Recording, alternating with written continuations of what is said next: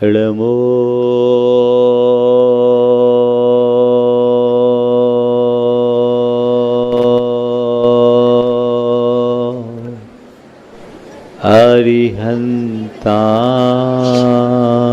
अरिहन्ताणं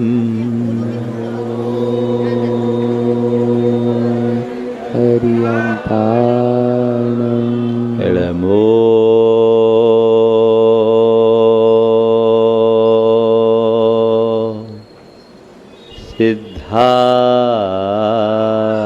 सिद्धाणं नमो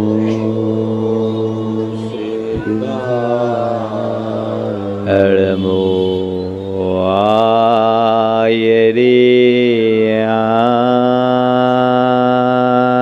आयर्याणं नमो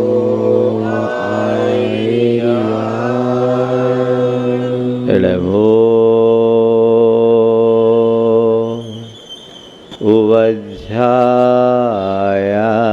उवज्झायानं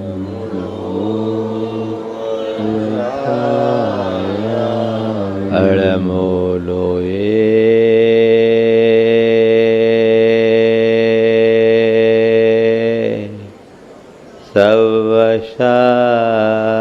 सवशाहुनं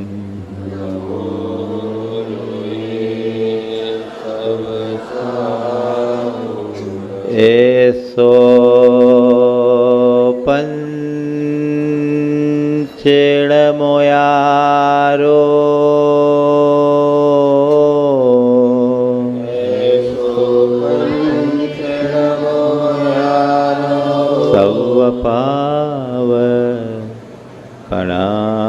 सवपावकनाशिनो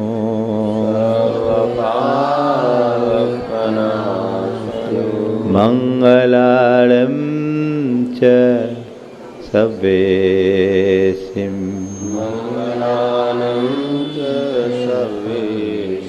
परमं हो मंगलम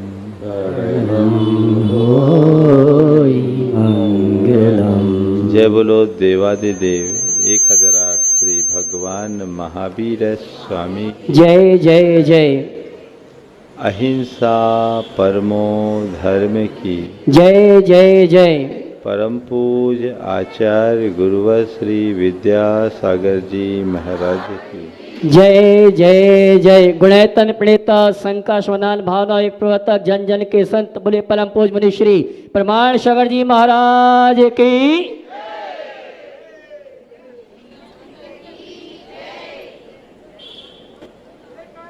शिष्य ने गुरु से पूछा, गुरुदेव धर्म की शुरुआत कहाँ से होती है? गुरु ने उत्तर दिया, स्वयं की पहचान से। शिष्य ने पूछा, धर्म की शुरुआत कहाँ से होती है? गुरु ने उत्तर दिया, स्वयं की पहचान से। शिष्य ने पुनः पूछा, उसकी पूर्णता कब होती है? तो गुरु ने उत्तर दिया, स्वयं की उपलब्धि में। सच्चे अर्थों में देखा जाए तो मोक्ष मार्ग इसी का नाम है, जिसकी शुरुआत स्व के पहचान से होती है और पूर्णता स्व की उपलब्धि। परिचय से प्राप्ति तक का मार्ग ही मोक्ष मार्ग है। हमारी सबसे पहली प्राथमिकता अपने आप को पहचानने की होनी चाहिए। ये बात और है कि हम सभी ने अपनी कोई न कोई पहचान बना रखी है, लेकिन असलियत ये है कि हम सब अपने वास्तविक स्वरूप से अनभिज्ञ हैं। ऐसा केवल इसलिए कि हम अपने काल्पनिक छवि को ही अपना असली रूप मानने का भ्रम पाले हुए। और जब तक ये भ्रम बना रहता है, हम अपने आप को पहचानने में समर्थ नहीं होते। संत कहते हैं अपने आप को जानो, अपने आप को पहचानो। तुम कौन हो इसे जानने की कोशिश करो। कभी मन में सवाल आता है कि मैं हूं कौन? बोलो। कभी? अभी 2 दिन पहले किसी ने सवाल किया था कि हम सब प्रकार की धार्मिक क्रियाएं करते हैं, लेकिन इसके बाद भी हमारे अंदर गुस्सा, क्षोभ जैसे विकार बने रहते हैं।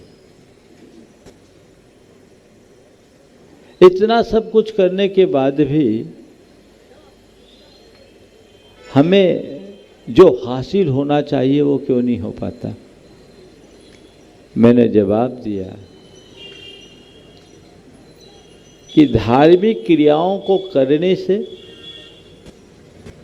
केवल पुण्य की प्राप्ति होगी और आध्यात्मिक चेतना के जागरण से जीवन का रूपांतरण होगा। पुण्य की प्राप्ति क्रियाओं में हो जाती है, पर रूपांतरण एक ट्रांसफॉर्मेशन है जो चेतना के जगे बिना नहीं होता। और उसके लिए सबसे पहली आवश्यकता है दृष्टि का परिवर्तन। शास्त्रीय भाषा में यदि हम कहें तो हमारे धर्म की शुरुआत सम्यक दर्शन की उपलब्धि से होती है। सम्यक दर्शन की उपलब्धि का मतलब कुल इतना ही है, दृष्टि में परिवर्तन, सही दृष्टि की उपलब्धि। सही दृष्टि का मतलब क्या है? जो जैसा है उसे जानना, वास्तविक को वास्तविक के रूप में पहचानना और भ्रम को भ्रम के रूप में जानना। अभी हमारी स्थिति क्या है? कभी आपने विचार किया? देह जगत से ऊपर हम कभी कुछ सोच ही नहीं पाते। थोड़ा सा कुछ पल के लिए आंखें बंद करके अपने बारे में सोचो कि मैं अपने आप को किस रूप में जानता हूं, किस रूप में मानता हूं, मेरे प्रति क्या दृष्टिकोण है। आंखें बंद करिए थोड़ी देर के लिए, देखिए क्या आता है। अपना नाम आएगा, अपनी रूप आएगा। हमने अपनी जो भौतिक पहचान बना रखी है वो होगा। यही सब न उभर रहा है आंखों में। बोलो। मैं पूछना चाहता हूं कि तुमने अपने आप को जिस रूप मान रखा है, क्या यथार्थ में तुम वही हो? बोलो। क्या वो तुम्हारा असली स्वरूप है? तो फिर क्या हुआ? ये मूल में भूल है ना। तुम उसे संवारने में लगे हो जो तुम नहीं हो, और जो असलियत में तुम हो उसकी तुम्हें पहचान ही नहीं, वो विकृत होता जा रहा है। जीवन में बदलाव आखिर आएगा कैसे? तुम जिसे संवार रहे हो उसे संवारा जा नहीं सकता, और जो तुम्हारा है उस पर तुम्हारी दृष्टि नहीं जाती, तो जीवन में बदलाव आखिर आएगा कैसे? पहचानिए, उस तत्व को पहचानिए। 4 बातें आज आप सबके बीच रखूंगा।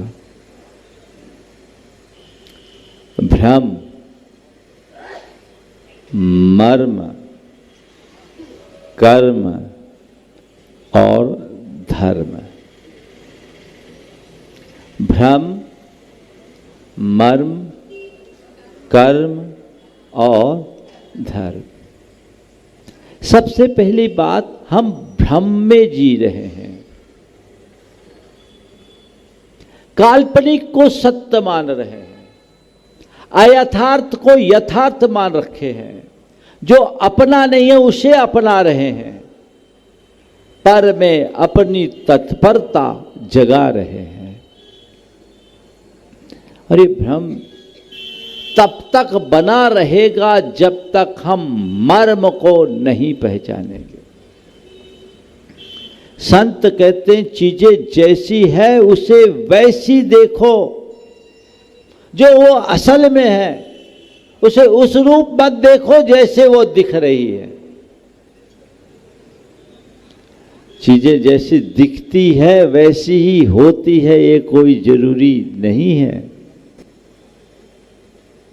दूर क्षितिज की ओर दृष्टि जाती है, ऐसा लगता है कि धरती और आसमान मिलकर एक हो गए। मैं आपसे पूछता हूं, दुनिया का कोई ऐसा कोना है जहां धरती और आसमान मिलकर एक हुए हो? लेकिन आभास तो यही होता है। ऐसा लगता है 10-5 किलोमीटर चलेंगे और हम वहां तक पहुंच जाएंगे, लेकिन पहुंचना संभव नहीं है। दिख रहा है पर है नहीं। पर यही तो हमारा भ्रम है कि हम उसको सत्य मान रहे हैं। हालांकि इस विषय में आप लोग ऐसी भूल नहीं करते, क्योंकि आपको पता है ये दिख रहा है नहीं। संत कहते तुमने जिसे अपना मान रखा है ये तुम्हारी मान्यता है, सत्य नहीं। इतना ही तो सोचना है। तुम अपने को देह रूप मानते हो, नाम रूप मानते हो। नाम और रूप तो ऊपर का आरोपण है, ये यथार्थ में तुम थोड़ी हो। सोचो, आपसे पूछूं आप कौन हो, तो आपके मुख से फट से एक कोई नाम आ जाएगा, है ना? ये नाम कब से है? जन्म लेने के बाद परिजनों ने रख दिया तब से। कब तक रहेगा? जब तक जिंदा रहेंगे तब तक। और कुछ अच्छा काम करेंगे तो मर जाने के बाद कुछ दिन होता है, ज्यादा नहीं ना। इस दुनिया में रोज कितने जन्मते और मरते हैं, लेकिन जो जन्मते मरते हैं उनमें से कितने लोगों का नाम हम जानते हैं? बोलो। इस सभा में बहुत कम लोग होंगे। हम दुनिया में 5-10 हजार लोगों का भी नाम जाने तो बहुत बड़ी बात है। अनंत आके चले गए। लेकिन एक बात है, तुम्हारे मर जाने के बाद तुम्हारा नाम भले बदलेगा, तुम नहीं बदलोगे। तुम तो रहोगे। बोलो, रहोगे कि नहीं? जब तक ये नाम नहीं मिला, उसके पहले भी मैं था कि नहीं था? था ना। तो मैं नाम हूं या अनाम, मुझे ये समझना है। जब इस रूप की बात करते हैं तो इस रूप की कहानी क्या है? मां के पेट से इस रूप की शुरुआत होती है और चिता की राख में इसकी अंतिम परिणति होती। यही है ना इसकी कहानी। तो ये रूप मेरा कहां? माना, मुझे नाना नामों से पुकारा जाता है। माना, मैं नाना रूपों को धारण करता हूं, पर ये नाम और रूप मेरा स्वरूप नहीं है। अनाम अरूप ही मेरा स्वरूप है। मुझे उसे पहचानना है। उसके लिए दृष्टि में परिवर्तन जरूरी है। मर्म को पहचानिए, भ्रम टूटेगा। आपने अनुभव किया होगा, पानी की बाल्टी में कोई लकड़ी का टुकड़ा डाल दो, वो लकड़ी कैसी दिखती? तिरछी दिखती ना? दिखती कि नहीं दिखती? मैं आपसे पूछता हूं, लकड़ी तिरछी दिखती है कि तिरछी होती है? हाँ, दिखती। तिरछी दिख रही है, तिरछी है नहीं। क्यों दिख रही है तिरछी? जब तिरछी दिख रही है तो तिरछी होनी चाहिए ना। तिरछी दिख रही है, तिरछी है नहीं, यानी पानी में कोई जादू है जिसके कारण लकड़ी तिरछी दिख रही। क्यों दिख रही है तिरछी? जो इस सत्य को जानता है उसे किंचित भी भ्रम नहीं होता। वो तो प्रकाश के परावर्तन के सिद्धांत को समझते हुए समझता है कि प्रकाश की किरणें एक माध्यम से दूसरे माध्यम में जाती है तो तिरछी पड़ती है, इसलिए चीजें तिरछी दिखती है। तिरछी दिख रही है, तिरछी है नहीं, है ना।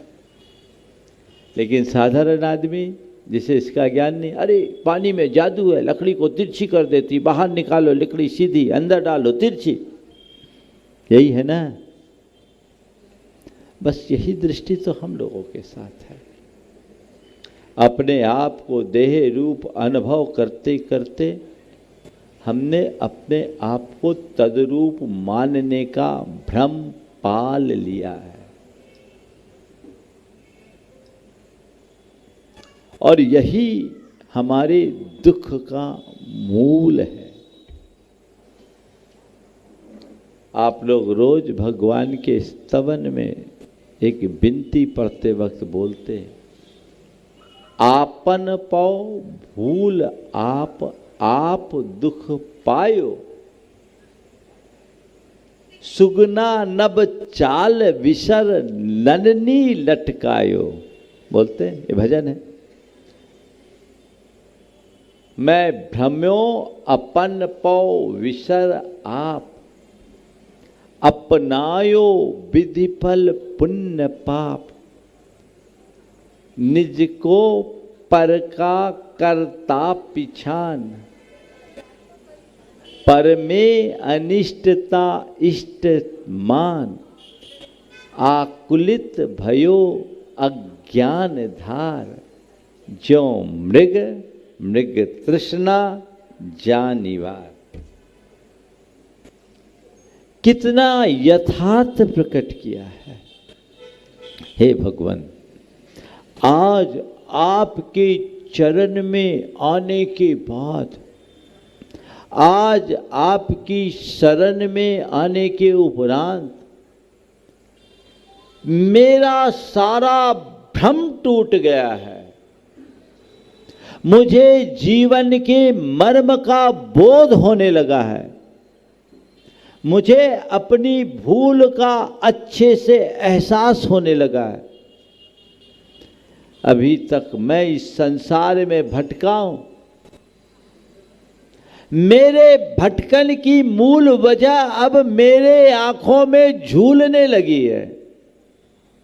मेरे भटकन का कारण कोई और नहीं था, मेरे दुखों का मूल कोई और नहीं था, वह था मेरे मन का भ्रम, जिसके कारण मैंने काल्पनिक को सत्य मान लिया था, असत्य को सत्य मानने का भ्रम पा लिया था, झूठ को भी सच मान लिया था। ये मेरी चूक थी। आज वह सब भूल समाप्त हो गई। मैं भ्रमो अपन पौ विसर आप, अपनायो विधि फल पुण्य पाप।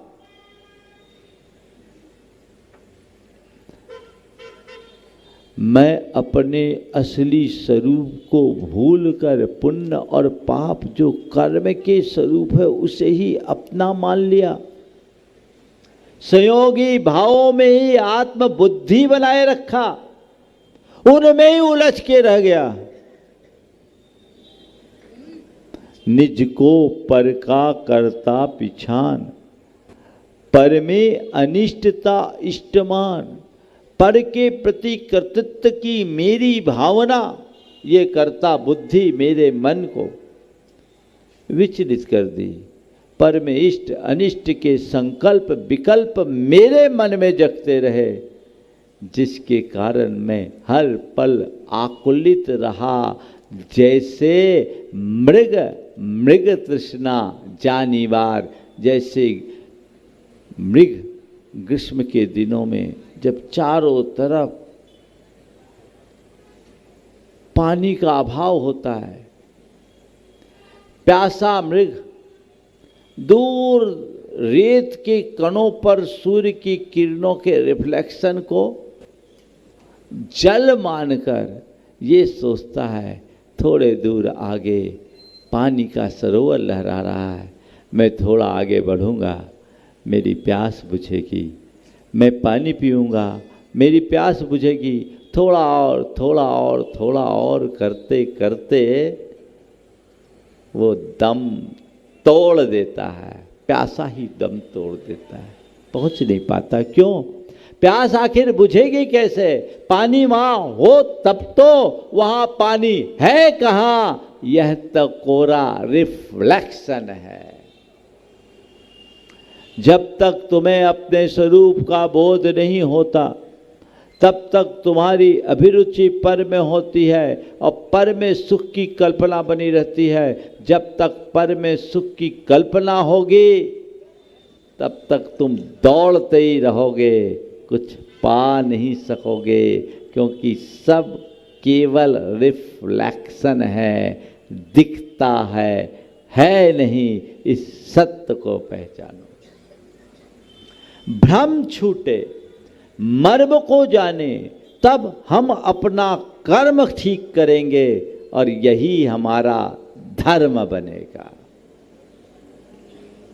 हम लोग ऊपर ऊपर से धर्म करने में बड़ी तत्परता दिखाते हैं, लेकिन अंदर से जिस स्तर में धर्म उतरना चाहिए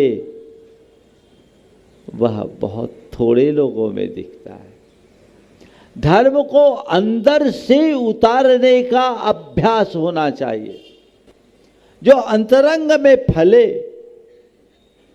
उससे जीवन में एक अलग प्रकार के रस की अनुभूति होती।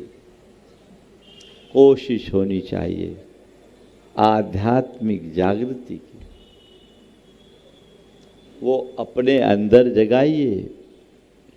हम सब कुछ कर ले और अपने आप को ही नहीं जाने तो क्या होगा? एक बार की बात, एक सज्जन मुझसे तत्व चर्चा कर रहे, गहरी तत्व चर्चा थी। बातचीत में उनकी बातों से मुझे लगा कि ये मारवाड़ी हैं, तो चूंकि मैं मारवाड़ी बोल लेता हूँ, तो मैंने उनके एक सवाल का उत्तर मारवाड़ी में दे दिया। और जैसे ही मैंने उत्तर मारवाड़ी में दिया, उनका तत्व ज्ञान एक तरफ रह गया, मारवाड़ी प्रेम जाग गया। मैंने जैसे उत्तर दिया, उन्होंने कहा महाराज थे कठा का हो, थे कठा का हो। मैंने उलट के पूछा थे कठा का हो? महाराज मैं तो बीकानेर सु आयो। मैंने कहा बीकानेर सु आया? बीका पहले तो मैं हरियाणा रहेड़ो। मैंने पूछा बीका पहले? तो चक्कर में आया, बीका पहले तो मैं हरियाणा रहेड़ो। मैंने पूछा बीका पहले, उसके पहले? बीका पहले। महाराज बीका पहले को तो माना पतो कोनी, बीका पहले को तो माना पतो कोनी। तो मैंने कहा भाया जब थाना थारो ही पतो कोनी तो मारो पतो जानर काई कर से हो। क्या है पता? कबीर दास का एक बड़ा प्रिय भजन है, अपन पो आप हो विसरो, अपन पो आप हो विसरो। जैसे स्वान कांच मंदिर में प्रतिमा जान परो, जैसे स्वान कांच मंदिर में है प्रतिमा जाने परो, वैसे ही गज फटिक सिलामणि दसननियानि अरो, अपन पो आप हो विसरो, अपन पो आप हो विसरो। ज्यों केहरी बपू निरखे कूप जल, ज्यों केहरी बपू निरखे कूप जल, प्रतिमा जान परो।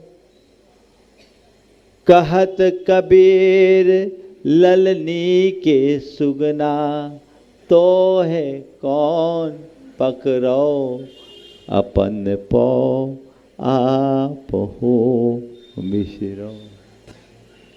स्वरूप बोध से शून्य होने के कारण हमारी दशा क्या होती है, बड़ा सुंदर चित्रण किया है। जैसे स्वान कांच मंदिर में भरमते भूख मरो। एक कांच का महल था, उसकी दीवारें, छतें, आंगन सब कांच के। संयोग से कुत्ता उसमें घुस गया, और जब कुत्ता घुसा, इधर उधर देखा, चारों तरफ उसे केवल कुत्ते और कुत्ते दिखाई पड़े।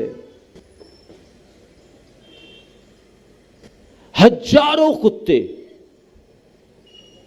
वो कुत्ता घबरा गया, घबरा गया। एक साथ इतने सारे कुत्तों को देखकर कुत्ता थर थर कांपने लगा। लेकिन जब कोई डरता है तो सामने वाले को डराने की कोशिश करता है। अब इतने सारे कुत्तों को एक साथ देखकर उसने जोर से भौंका। जैसे एक कुत्ता भौंका, उस पर हजारों कुत्ते भौंक पड़े, एकदम से टूट गए। अब क्या है, उस कांच के महल का द्वार तो बंद था। कुत्ता भौंका और भौंक भौंक कर वहीं मर गया। सवेरे द्वार खुला तो सबसे आश्चर्य की बात ये थी कि कुत्ता का शरीर हजारों जगह से क्षत विक्षत पाया गया। सवाल है, कुत्ते को किसने मारा? किसने मारा? काश उस कुत्ते को पता होता कि ये सब मेरे ही प्रतिबिंब है, यहां और कोई दूसरा नहीं है, तो क्या कुत्ते की ये दशा होती? ऐसा केवल उस कुत्ते के साथ हुआ होता तो कोई बात नहीं थी। सब तो वैसे ही हैं, सबके साथ तो यही हो रहा है। तुम्हारा भ्रम ही तुम्हें मार रहा है, परेशान कर रहा है। तुम्हारा भ्रम ही तुम्हें दुखी बना रहा है। किस बात का दुख होता है? मुझे कोई पीड़ा न दे, मुझे कोई कष्ट न दे, पहला दुख। मेरी प्रतिष्ठा धूमिल न हो जाए, दूसरा दुख। मेरे परिजनों के साथ कुछ गड़बड़ न हो जाए, तीसरा दुख, है ना। और मेरे लिए मेरी संपत्ति को कोई नुकसान न हो जाए, ये चौथा दुख। शरीर में पीड़ा ना हो, प्रतिष्ठा धूमिल ना हो, परिजनों को कष्ट ना हो और संपत्ति की क्षति ना हो, इन्हीं का ना दुख है। इनसे सब परेशान है। लेकिन जिस दिन तुम्हें पता लग जाएगा कि मैं शरीर हूं ही नहीं, और शरीर तो एक दिन विनष्ट होना ही है, क्योंकि शरीर का स्वरूप ही यही है कि जो सड़े सो शरीर, शीर्यते इति शरीरम, जो जीर्ण शीर्ण हो जाए वो शरीर, इसका स्वभाव है। इसे कोई कितना भी संरक्षित रखना चाहे रखा ही नहीं जा सकता। और ये शरीर मैं नहीं हूं, ये ऊपर का चोला है। इस आत्मबोध के बाद क्या देहगत पीड़ा होने के बाद भी कष्ट की अनुभूति होगी? बोलो। जो मैं नहीं हूं उसका क्या कष्ट है? न मे मृत्यु कुतो भीति, न मे व्याधि कुतो व्यथा, ना हम बालो न वृद्धो हम, न युवे तानि पुद्गले। इस सत्य का बोध होते ही जीवन की दिशा और दशा परिवर्तित हो जाती है, होती कि नहीं? और ये सत्य है कि नहीं? बोलो, है? मानते क्यों नहीं? आप लोग राम नाम सत्य है मुर्दों को सुनाते हो। जीते जी समझ लो तो राम नाम सत्य की कोई बात ही नहीं आएगी। शरीर मैं हूं, शरीर मैं नहीं हूं, ये समझ जिसके अंदर आ जाए, कदाचित वो अपने शारीरिक स्वास्थ्य के प्रति जागरूक तो रहेगा, लेकिन शारीरिक पीड़ा को अपनी पीड़ा नहीं समझेगा। पीड़ा होगी पर पीड़ित नहीं होगा। पीड़ा होना और पीड़ित होने में बड़ा अंतर है। पीड़ा एक घटना है और पीड़ित होना एक अनुभूति। इस घटना को घटना में तक सिमट जाने दो, उसे अनुभूति में मत उतरने दो। जो सत्य दृष्टा होता है वो उस पीड़ा को एक पीड़ा की घटना की भांति देखता है, उसका दृष्टा बनता है। और जो इस यथार्थ से अनभिज्ञ होते हैं वे उसके भोक्ता बन जाते हैं। दृष्टा बनो, भोक्ता नहीं। दृष्टापन में आनंद है, निराकुलता है। और जो भोक्ता बनेंगे उन्हें दुख है, व्याकुलता है। बदल जाएगी दृष्टि। देह बुद्धि देहात्म बोध छूटते ही दृष्टि बदल जाती। दुख खत्म, भ्रम टूट गया, मर्म समझ में आ गया। कदाचित पीड़ा है, रोग आया है, ठीक है, बीमारी है, कष्ट है, कर्म के निमित्त से आया है। और कर्म अपना खेल खिलाता रहता है, खेलता रहता है। इसने अनंत काल में न जाने कितने कितने प्रकार के खेल खिलाए हैं। ये खेल भी ये खिला रहा है, मैं खेलने को तैयार हूं। कर्म का उदय है, आया है, चला जाएगा। मैं इसे काटूंगा, मैं इसे भोगूंगा नहीं। कर्म को मुझे भोगना नहीं है, इसे काटना है। ये शक्ति मर्म दृष्टा के अंदर आती है और इस कर्म को काटना ही वो अपना धर्म बना लेता है। कर्म को काटना और कर्म को भोगना में अंतर जानते हो? क्या अंतर है? कर्म के उदय में प्रभावित होकर आकलित होना, इष्टानिष्ट संकल्प विकल्प करना, कर्म को भोगना है। और कैसा भी कर्मोदय हो उसे सहज भाव में लेना, कर्म को काटना है। कर्म का कैसा भी उदय आए, कितने भी प्रतिकूल संयोग आए, उसे अपना स्वभाव मत मानो, इसे कर्म की करामात के रूप में देखो, उसे उसका खेल समझो और उससे अपने आप को दूर कर लो। कर्म हार करके जाने को बाध्य हो जाएगा, उससे कर्म कट जाएंगे और यदि तुम उससे प्रभावित होगे, कर्म तुम्हें पस्त करेगा और न केवल पस्त करके तुम्हें परेशान करेगा, अपितु आगामी कर्मों का बीज भी बो जाएगा। इतनी सी समझ मर्म दृष्टा, न मे मृत्यु कुतो भीति, न मे व्याधि कुतो व्यथा, न हम बालो न वृद्धो न युवा। मैं नहीं, ये तो पुद्गल इस शरीर में, और शरीर नष्ट हो जाएगा, पर मेरी आत्मा अविनाशी है,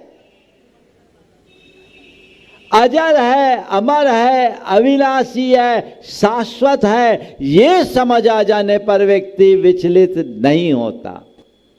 अभी कोरोना के काल में एक सज्जन ने अपनी अनुभूति बताई।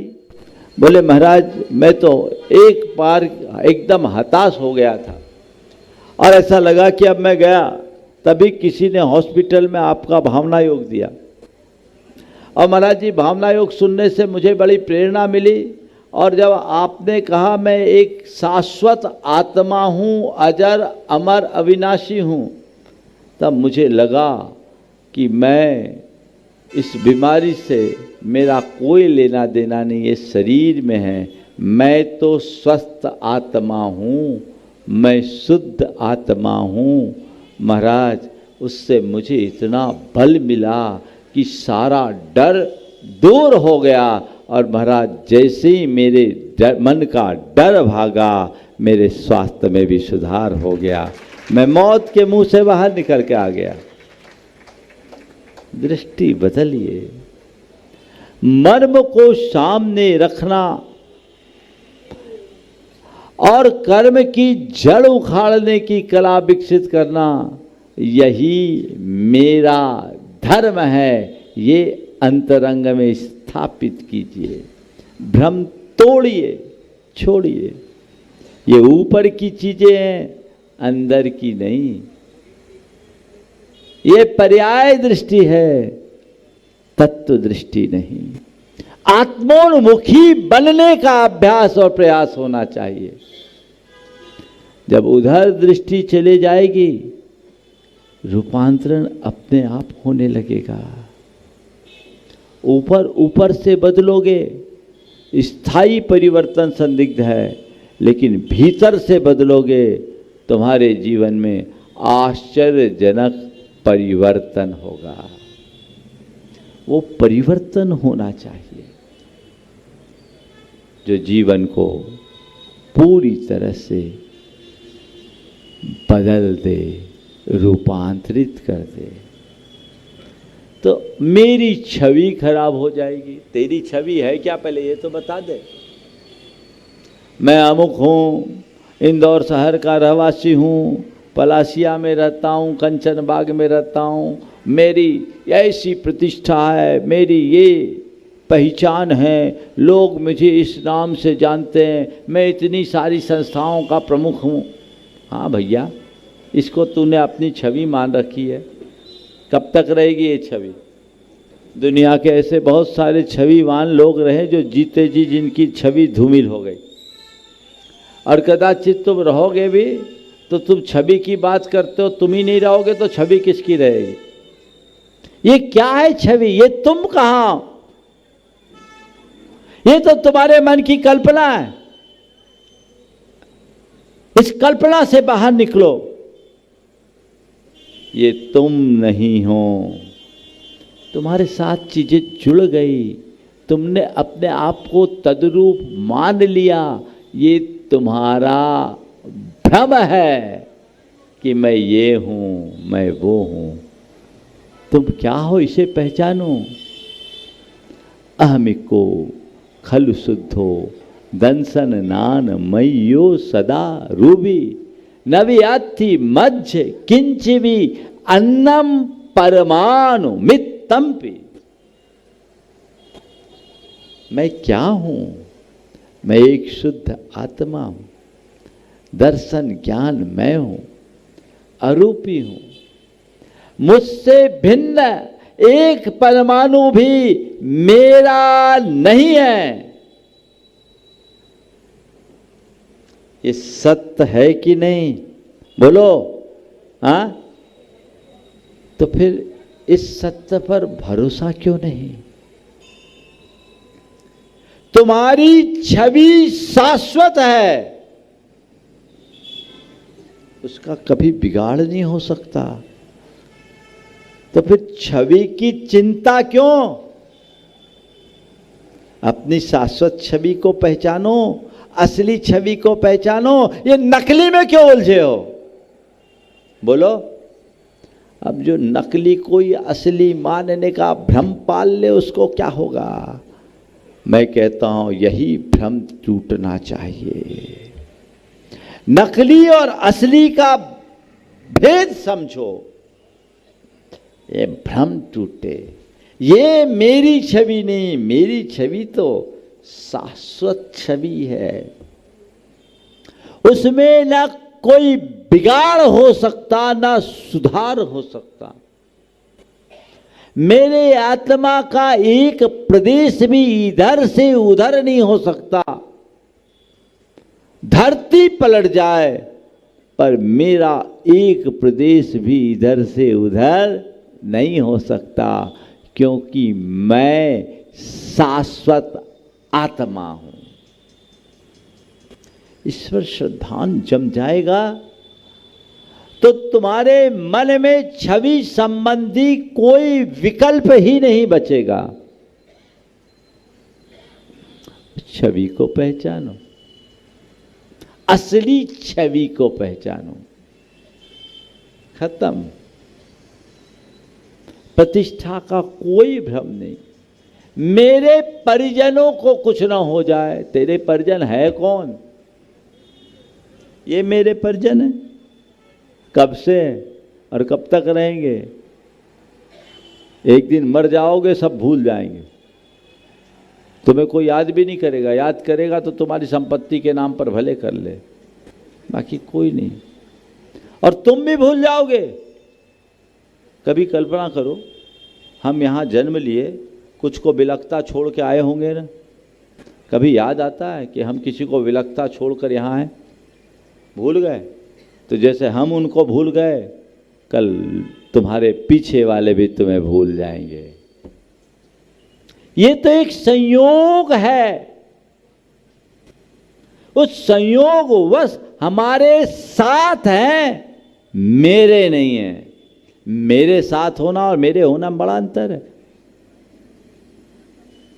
इसलिए लोगों के साथ जियो, पर ये मान के जियो, मेरा केवल मैं हूं। मेरे अलावा मेरा कोई भी नहीं है। एक संयोग था, साथ था, जितने दिन का होना है, चले गए चले गए। ये तो जीवन का क्रम है। मुझे इससे प्रभावित नहीं होना। दुख होगा क्या? मेरी संपत्ति न खो जाए। अरे तेरी संपत्ति क्या, असली संपत्ति को पहचानो। जिस संपत्ति को खोने की बात करे, संपत्ति न खो जाए इसकी चिंता। संपत्तिवान खो जाएगा तो क्या करोगे? चक्रवर्तियों की संपदा भी उसके साथ नहीं गई। संत कहते हैं धन वैभव नश्वर है, गुण वैभव शाश्वत है। धन वैभव नश्वर है, गुण वैभव शाश्वत है। इसलिए धन वैभव का मोह छोड़कर गुण वैभव पर दृष्टि रखो। तुम्हारा वह गुण वैभव कभी भी नष्ट नहीं हो सकता। इस सत्य के श्रद्धानी बनो। फिर मेरी संपत्ति कहाँ जाएगी? असली संपत्ति का तो पता हो। जैसे आत्म वैभव का भान नहीं होता, वह जड़ वैभव के व्यामोह में उलझा रहता है। लेकिन जो आत्म वैभव से परिचित हो जाता है वो जड़ वैभव का उपयोग करता, उपभोग करता है, उनमें मुग्ध नहीं होता। ते भ्रम टूटे, मर्म को जाने और कर्म को काटने का अपना धर्म समझे। हमारे जीवन का उसी में काया पलट होगा। समय आप सबका हो गया। आज समो शरण के जिनालय का हमने पूर्ण दर्शन किया, मन में बड़ा आनंद आया। इंदौर के बारे में जब भी जिक्र आता, समो शरण मंदिर की चर्चा जरूर आती। आज यहाँ आकर के बहुत अच्छा लगा। आप लोग अपने उत्साह को बनाए रखिए और एक ही भाव जगाइए कि हृदय में एक ऐसी आध्यात्मिक जागरूकता आए जो हमें जीवन का मर्म बोध कराकर जीवन को के रूपांतरण का आधार बने। इस भाव के साथ मैं अभी यहीं पर विराम दूंगा। हमारे प्रवचन का समय 9:35 से शुरू हो जाता है, 8:35 से सॉरी, और 9:25 पर ख़त्म होता है। तो वो उतनी ही देर का समय है, इसलिए आप यदि समयबद्ध होकर आएंगे तो लाभ मिलेगा और हमारा कार्यक्रम हमारे समय पर बिल्कुल प्रारंभ हो जाता है। आप सोचे महाराज का प्रवचन तो अभी 10 बजे तक चलेगा तो शायद आपको कुछ भी नहीं मिल पाएगा। तो आने वाले दिनों में आप सभी अपनी दिनचर्या को इस तरह से व्यवस्थित कर ले कि एकदम निर्धारित समय पर कार्यक्रम में सहभागी बने। और हम बिल्कुल इस मामले में पंक्चुअल हैं। हमारे मंच पर फॉर्मेलिटीज़ बहुत लिमिटेड होती है और वह भी तय समय में हो जाती है, इसलिए आप उसका लाभ उठाएं और आनंद लें। चूँकि ये कार्यक्रम टीवी पर बहुत सारे लोग देखते हैं और उसका समय 9:25 तक का ही है, इसलिए प्रवचन 9:25 पर ही ख़त्म होंगे। आप सब अपने व्यापार धंधे के लिए भी आराम से जा सकेंगे, ना आप परेशान होंगे ना हम। बोलिए परम पूज्य आचार्य गुरुवर विद्यासागर।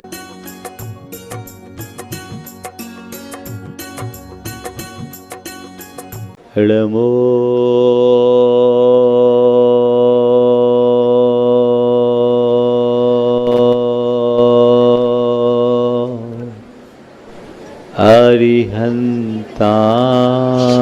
अरिहन्ताणम्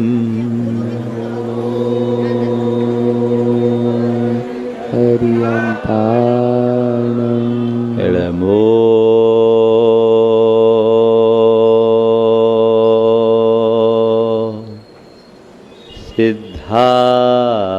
सिद्धाणम् नमो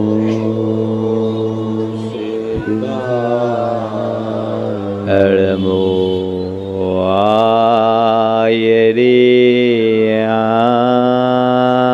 आयर्याणम् नमो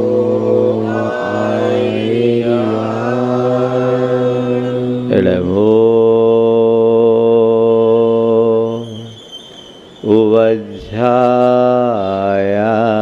उवज्झायानम्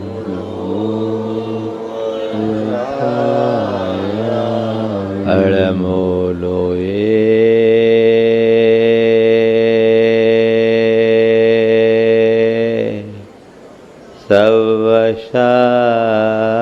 सवशाहुनम्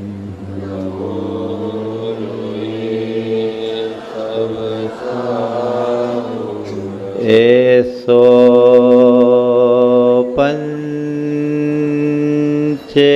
पंचेणमोयारो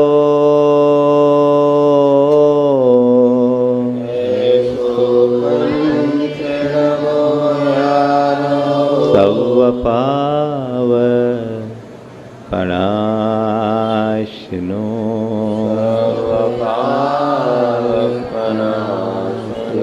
मंगलालं च सवेसिं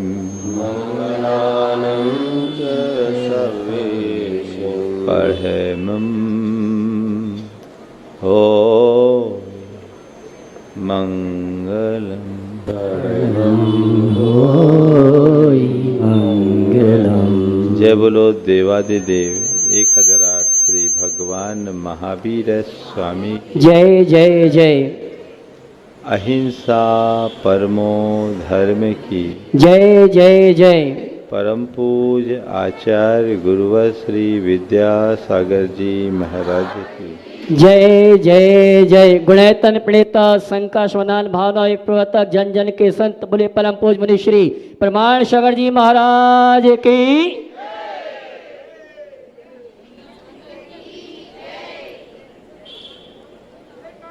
शिष्य ने गुरु से पूछा, गुरुदेव धर्म की शुरुआत कहाँ से होती है? गुरु ने उत्तर दिया, स्वयं की पहचान से। शिष्य ने पूछा, धर्म की शुरुआत कहाँ से होती है? गुरु ने उत्तर दिया, स्वयं की पहचान से। शिष्य ने पुनः पूछा, उसकी पूर्णता कब होती है? तो गुरु ने उत्तर दिया, स्वयं की उपलब्धि में। सच्चे अर्थों में देखा जाए तो मोक्ष मार्ग इसी का नाम है, जिसकी शुरुआत स्व के पहचान से होती है और पूर्णता स्व की उपलब्धि। परिचय से प्राप्ति तक का मार्ग ही मोक्ष मार्ग है। हमारी सबसे पहली प्राथमिकता अपने आप को पहचानने की होनी चाहिए। ये बात और है कि हम सभी ने अपनी कोई न कोई पहचान बना रखी है, लेकिन असलियत ये है कि हम सब अपने वास्तविक स्वरूप से अनभिज्ञ हैं। ऐसा केवल इसलिए कि हम अपने काल्पनिक छवि को ही अपना असली रूप मानने का भ्रम पाले हुए। और जब तक ये भ्रम बना रहता है, हम अपने आप को पहचानने में समर्थ नहीं होते। संत कहते हैं, अपने आप को जानो, अपने आप को पहचानो। तुम कौन हो इसे जानने की कोशिश करो।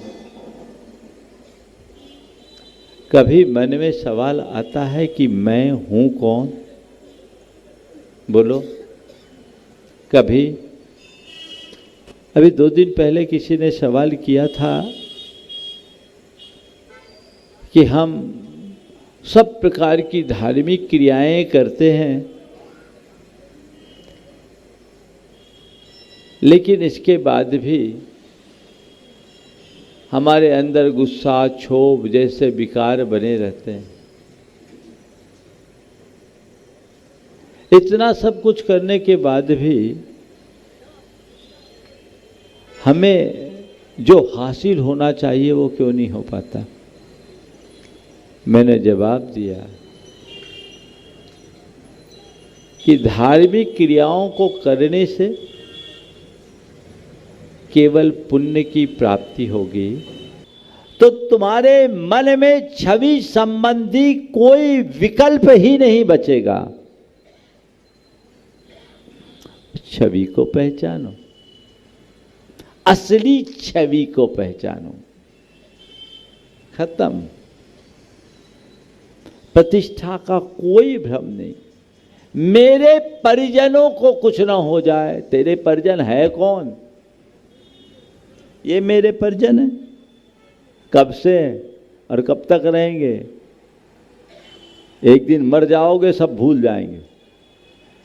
तुम्हें कोई याद भी नहीं करेगा। याद करेगा तो तुम्हारी संपत्ति के नाम पर भले कर ले, बाकी कोई नहीं। और तुम भी भूल जाओगे। कभी कल्पना करो, हम यहाँ जन्म लिए, कुछ को बिलखता छोड़ के आए होंगे ना। कभी याद आता है कि हम किसी को विलकता छोड़कर यहाँ हैं? भूल गए? तो जैसे हम उनको भूल गए, कल तुम्हारे पीछे वाले भी तुम्हें भूल जाएंगे। ये तो एक संयोग है। उस संयोगवश हमारे साथ हैं, मेरे नहीं है। मेरे साथ होना और मेरे होना में बड़ा अंतर है।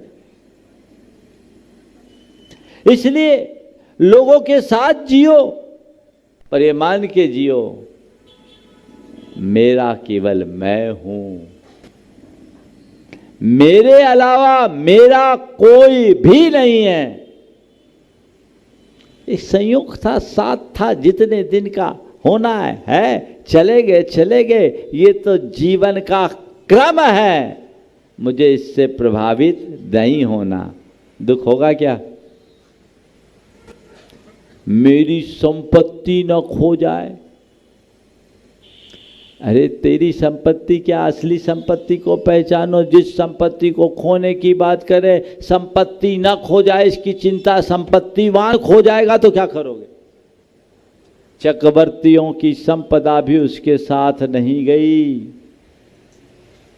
संत कहते हैं धन वैभव नश्वर है, गुण वैभव शाश्वत है। धन वैभव नश्वर है, गुण वैभव शाश्वत है। इसलिए धन वैभव का मोह छोड़कर गुण वैभव पर दृष्टि रखो। तुम्हारा वह गुण वैभव कभी भी नष्ट नहीं हो सकता। इस सत्य के श्रद्धानी बनो। फिर मेरी संपत्ति कहाँ जाएगी? असली संपत्ति का तो पता हो। जैसे आत्म वैभव का भान नहीं होता, वह जड़ वैभव के व्यामोह में उलझा रहता है।